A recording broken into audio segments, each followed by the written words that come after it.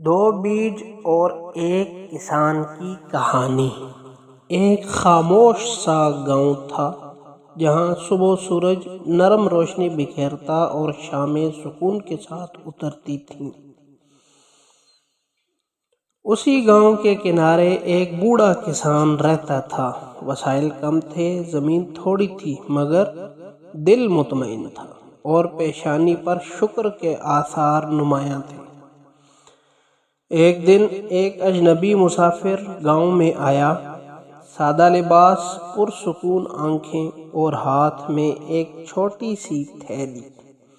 وہ کسان کے پاس رکا اور بولا، میں تمہیں دو بیج دینا چاہتا ہوں، ایک امید کا بیج ہے اور دوسرا خوف کا۔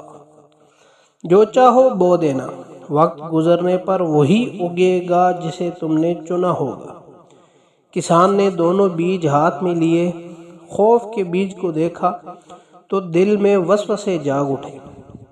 اگر بارش نہ ہوئی تو، اگر فصل خراب ہو گئی تو، اگر محنت ضائع چلی گئی تو۔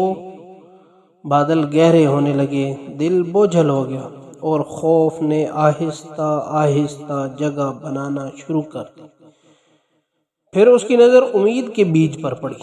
اس نے خود سے کہا، اس میں اللہ برکت ڈالے گا، اس بات کی امید ہے۔ امید ہے کہ ایک دانہ 100 دانوں میں بدل جائے گا، اور امید ہے کہ میں کوشش کروں گا تو کامیاب ہوں گا۔ سورج کی روشنی بادلوں کو چیرتے ہوئے اس کے چہرے پر پڑی۔ کسان نے فیصلہ کر لیا۔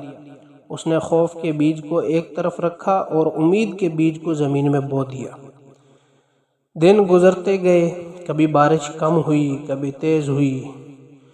لوگ ہنستے رہے، مذاق اڑاتے رہے کہ یہ بوڑھا آدمی بے فائدہ محنت کر رہا ہے۔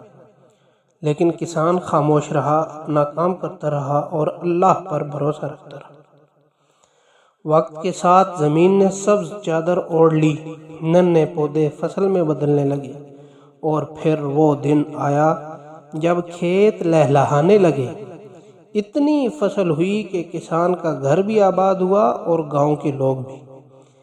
ایک دن وہی مسافر واپس آیا اور پوچھا، تم نے خوف کا بیج کیوں نہیں بویا؟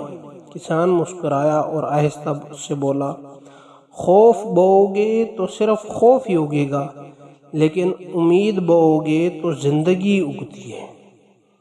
پیارے بچوں، زندگی میں ہمیشہ حالات ہمارے اختیار میں نہیں ہوتے، مگر سوچ ہمارے اختیار میں ضرور ہوتی ہے۔ خوف انسان کو روک دیتا ہے اور امید انسان کو آگے بڑھا دیتی ہے۔ اللہ پر بھروسہ کر کے اٹھایا گیا ایک قدم 100 اندیشوں سے زیادہ طاقتور ہوتا ہے۔ یاد رکھو، وہی اگتا ہے جو ہم اپنے دل میں بوتے ہیں۔